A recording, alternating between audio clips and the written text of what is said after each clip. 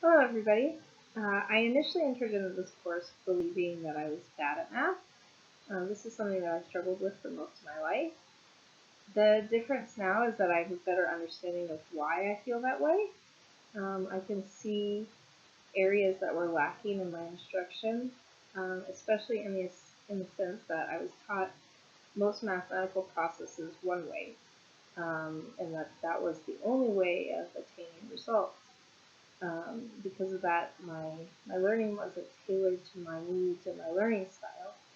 And so I can now see the importance of ensuring that students have multiple techniques and access to manipulatives that help them and make sense to them when problem solving.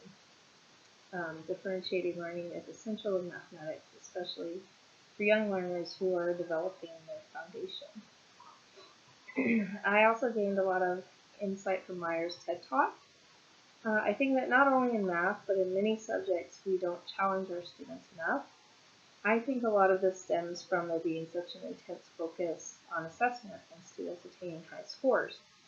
I think that this type of teaching is dangerous, actually, and it doesn't adequately prepare students with the skills they need. Especially with early childhood education, it's not developmentally appropriate to focus so heavily on standardized assessments that don't necessarily give us a clear picture of where the child is at academically. I think there is much greater value in teaching children how to work for their answers and, as Meyer said, instill patience in problem solving. When I look back on what we've learned, I feel strongly about equity, curriculum, and both teaching and learning when considering NCTM's principles for school mathematics. I believe it's essential that we have equity so that all learners can attain high-quality mathematics education. And this is largely accomplished by having high-quality curriculum. And curriculum should be diverse and developmentally appropriate. I find that teaching and learning are closely tied together.